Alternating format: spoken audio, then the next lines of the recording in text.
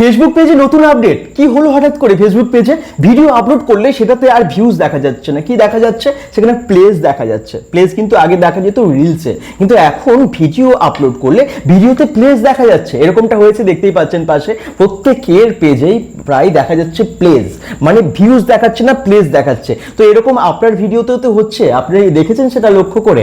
হয়তো সবগুলো হচ্ছে না, কিছু কিছু হচ্ছে, তবে বেশিরভাগ আপডেট হয়ে গেছে, বেশিরভাগ প্লেস দেখাচ্ছে। এটা হলে ভালো না খারাপ? অনেকে চিন্তায় পড়েছেন কি হবে, অনেকে ভাবছেন ভালো হয়েছে, অনেক অনেক প্লেস দেখাচ্ছে। আগে তো ভিডিওতে এত ভিউজ আসতো না, এত ভিউজ এখন দেখাচ্ছে। দেখুন, প্লেস এবং ভিউজটা কিন্তু অনেক আলাদা।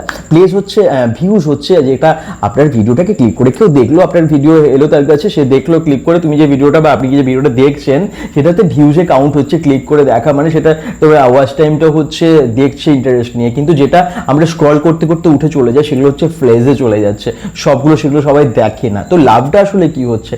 লাভটা হচ্ছে এটাই যে দেখা যাচ্ছে অনেক ভিউজ হিসেবেও দেখাচ্ছে না, প্লেস হিসেবে। এটা জানতে মানুষের বেশি দিন অসুবিধা, মানে বুঝতে অসুবিধা হবে না, তবে অনেকের প্রবলেমও হয়ে যাচ্ছে। কাদের প্রবলেম হচ্ছে? যারা প্রফেশনালি ফেসবুক পেজ ওপেন করেছে, যাদের মানে ভিউজটা অনেক বেশি ম্যাটার করে, তাদের কাছে প্রবলেম হয়ে যাচ্ছে।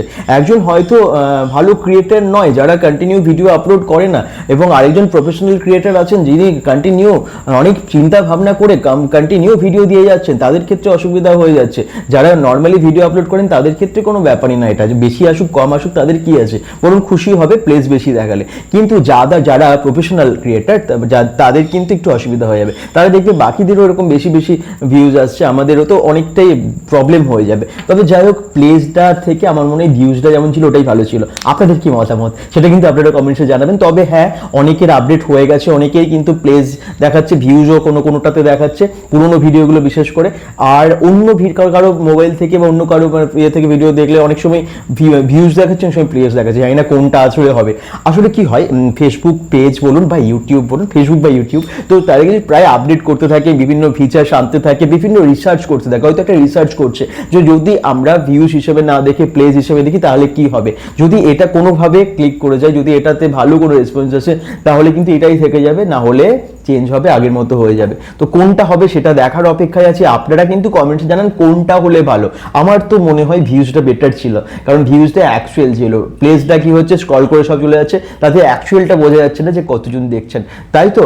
সেটা কিন্তু আপনারা জানাবেন। যদি অন্য কোনো মানে আপনারা কিছু জেনে থাকেন, এটার ব্যাপারে কিছু জেনে থাকেন, সেটাও আপনারা ডিটেলসে জানাতে পারেন কমেন্টসে।